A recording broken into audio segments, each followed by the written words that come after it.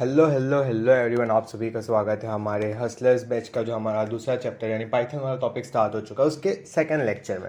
इस लेक्चर में हम देखेंगे कि पाइथन के जो बेसिक्स है उसके साथ हम कैसे फैमिलियर हो सके। बस बता रहे कि पाइथन में क्या क्या इनिशियली होता है, हमारा जो आईडीएल है उस पर वर्क कैसे करना है एंड ऑल। सो सबसे पहले तो हम पाइथन का इंट्रोडक्शन देखते हैं। वैसे देखा जाए लॉजिकली तो मुझे सारे पॉइंट्स को अलग पेज पे रखना चाहिए था, बट थोड़ा सा ये लेक्चर में थोड़ी सी प्रॉब्लम है बिकॉज स्केड्यूल भी बिजी है, तो थोड़ा एडजस्ट कर लेना। सो बेसिकली क्या है हमारा इंट्रोडक्शन टू पाइथन। सो पाइथन में क्या है, आप कुछ भी कोडिंग क्या है, कोडिंग में तुम इंस्ट्रक्शंस दे रहे हो एक ऑर्डर्ड वे में, एक स्पेसिफिक डिज़ाइन तरीके में। तो कुछ इंस्ट्रक्शंस दे रहे हो जो एग्जीक्यूट की जाए तो उसको प्रोग्राम बोला जाता है। अब जो लैंग्वेज इस्तेमाल की जाती है उसको स्पेसिफाई करने के लिए उसको प्रोग्रामिंग लैंग्वेज बोलते हैं। तो फॉर एग्जांपल अभी जब हम कंप्यूटर के लिए कुछ कोड लिखेंगे पाइथन में तो उसे हम प्रोग्राम बोलेंगे, और उसके लिए हम पाइथन लैंग्वेज का यूज़ कर रहे हैं। तो पाइथन जो है वो हमारी प्रोग्रामिंग लैंग्वेज है। अब प्रोग्राम को एक हाई लेवल लैंग्वेज में लिखा जाता है अगर, तो फिर उस प्रोग्राम को हम सोर्स कोड बोलते हैं। फॉर एग्जांपल आगे जब हम प्रोजेक्ट्स के लिए कोड लिखेंगे उसे सोर्स कोड बोला जाएगा। अब पाइथन जो है वो इस्तेमाल करता है एक इंटरप्रेटर का जो इस इंस्ट्रक्शंस को मशीन लैंग्वेज में कन्वर्ट करे ताकि कंप्यूटर समझ सके, क्योंकि कंप्यूटर तो पाइथन नहीं समझता, कंप्यूटर मशीन लैंग्वेज समझता है। तो इंटरप्रेटर जो है लेकिन वो पाइथन समझता है। सो बेसिकली इंटरप्रेटर का काम क्या है, पाइथन को मशीन लैंग्वेज में बनाए ताकि हमारा कंप्यूटर समझ सके। तो हमारा इंटरप्रेटर जो है वो प्रोसेस करता है प्रोग्राम स्टेटमेंट्स को एक बाइक करके, पहले ट्रांसलेट करेगा फिर उसे एग्जीक्यूट कर जाएगा, और जब तक एरर आ जाता है या फिर पूरा प्रोग्राम खत्म हो गया तब तक वो चलता रहेगा। और साथ ही साथ जो हमारे हमने इंटरप्रेटर पढ़ा लेकिन कंपाइलर भी, तुमने कंपाइल शब्द सुना होगा। सो कंपाइलर बेसिकली ट्रांसलेट करता है पूरे के पूरे सोर्स कोड को एक की तरह ऑब्जेक्ट कोड में, और पूरे प्रोग्राम को हमने स्कैन कर लिया तो उसके बाद कुछ एरर मैसेज करता है। Like interpreter line by line जा रहा था ना, तो ये पूरे प्रोग्राम को एक साथ कर लेता है, उसके बाद में बताता है हमको जो भी एग्जिस्ट करता है एरर वो सब। फिर पाइथन, जब पाइथन को हम यूज़ करें तो उसके कुछ तो फीचर्स हो गए। फर्स्ट ऑफ ऑल एक हाई लेवल लैंग्वेज, जो हम कोड कर रहे हो ऑब्वियसली हाई लेवल लैंग्वेज होने वाली है, और साथ में फ्री और ओपन सोर्स। फॉर एग्जांपल अभी जब हमने डाउनलोड किया तो हमने फ्री में किया, हमको कुछ पैसे देने की ज़रूरत नहीं पड़ी थी। सो ये पाइथन हमारा फ्री है और ओपन सोर्स भी है। और एक इंटरप्रेटेड लैंग्वेज है जिसको इंटरप्रेटर की मदद से एग्जीक्यूट किया जाता है। और पाइथन प्रोग्राम्स कंपेरेटिव देखा जाए तो बहुत इजी है अंडरस्टैंड करने के लिए, क्योंकि उनका एक सिंटैक्स जो है बहुत क्लियर है। जब तुम आगे कोडिंग करोगे ना तब भी तुमको रियलाइज़ होगा दैट पाइथन एक्चुअली में बहुत ईजी है, उसका स्ट्रक्चर बहुत सिंपल है। क्योंकि लाइक नॉर्मल इंग्लिश की तरह होता है, जैसे फॉर लूप है, वाइल लूप है, तुम फ्रॉम जैसे है अलग अलग एकदम टू द पॉइंट है। जैसे ब्रेक स्टेटमेंट है कि इस लूप को ब्रेक कर दो, तो हमारे लिए बहुत सिंपल हो जाता है, ऐसे ह्यूमन उसको समझना ज़्यादा मुश्किल नहीं है। साथ ही साथ में पाइथन जो हमारा वो एक केस सेंसिटिव है। जैसे कि यहाँ एग्जांपल में दिया है कि तुम कैपिटल में नंबर लिख रहे हो या छोटा सा नंबर लिख रहे हो तो वो सेम नहीं होता। साथ में पाइथन हमारा पोर्टेबल भी है, उसको प्लेटफॉर्म से इंडिपेंडेंट, ऐसा नहीं है कि उसको कोई भी प्लेटफॉर्म स्पेसिफिक चाहे उस पर डिपेंड करे। वो अलग अलग ऑपरेटिंग सिस्टम्स तुम अपना एप्पल में चला लो यानी मैक में चला लो या तुम विंडोज़ में चलाओ, उससे फ़र्क नहीं पड़ता, वो प्लेटफॉर्म इंडिपेंडेंट है। साथ ही साथ जो लाइब्रेरी है प्री डिफाइंड फंक्शंस की, वो भी पाइथन की बहुत रिच है। हमारे सिलेबस में हम ज़्यादा लाइब्रेरीज को पढ़ेंगे नहीं, यूजुअली मैथ लाइब्रेरी का यूज़ होगा, वो भी ज़्यादा नहीं, बट डीप में देखा जाए तो लाइब्रेरीज कंपेरेटिवली पाइथन में हार्ड हो जाती है। तो वही कि हमारा पाइथन की लाइब्रेरी जो बहुत रीच है लेकिन हमारे सिलेबस में ज़्यादा यूज़ नहीं है। साथ ही साथ पाइथन जो है बहुत हेल्पफुल हमारे को वेब डेवलपमेंट के अंदर भी आ जाते हैं। एंड आप देख भी पाओगे कि बहुत सारी वेब सर्विसेज और एप्लीकेशन जो है उनको पाइथन की मदद से बनाया जाता है।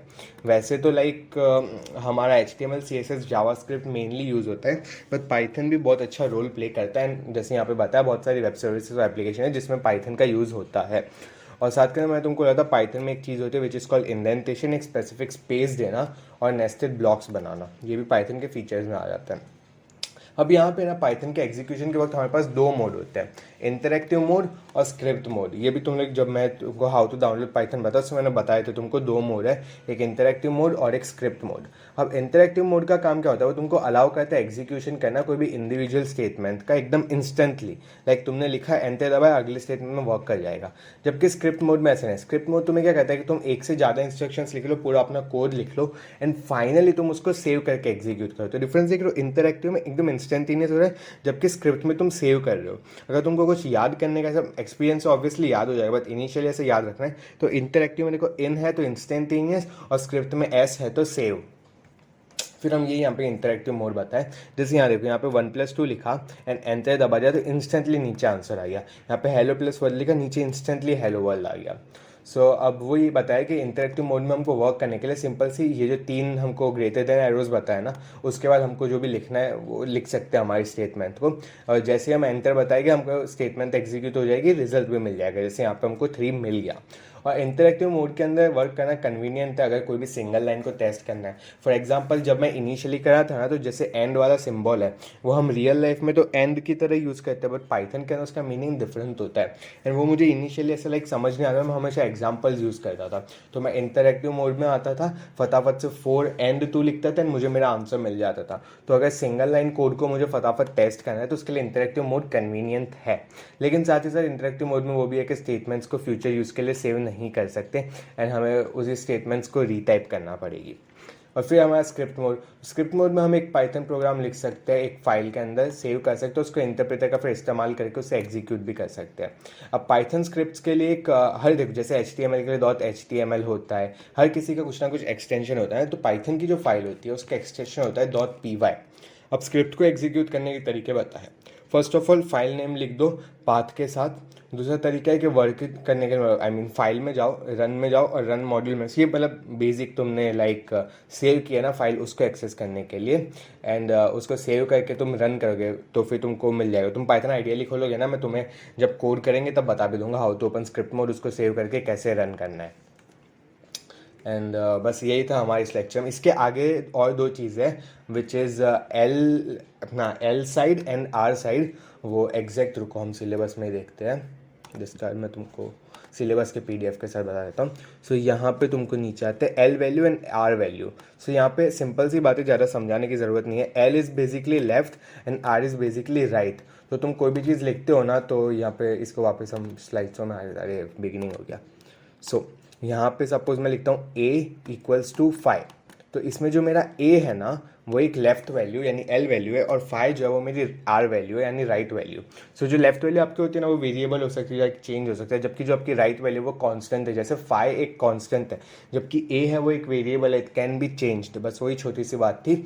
एंड उसके बाद हमारे सिलेबस के अंदर जो दिया है, 1 मिनट, ये कम ऑन, हाँ। सो ये जो पॉइंट था हमारा पाइथन टोकन्स वाला, तो ये इसके लिए मैंने आपको जो एक क्लास 12th का मैंने जो इनिशियल लेक्चर डाला है कोडिंग वाले पार्ट का, revision of class 11th Python, उसका फर्स्ट लेक्चर देखा। उसमें मैंने अच्छे से पाइथन टोकन्स को एंड जो पूरा बैकबोन था हमारा उसको समझाया है।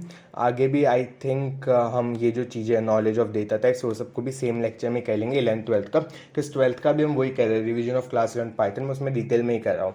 सो यही लेक्चर्स को मैं डाल दूंगा, एंड बाद में हम इस ऑपरेटर्स को भी डिटेल में पढ़ेंगे। सो ये लेक्चर यहीं पे ख़त्म होता है। अगली बार तक के लिए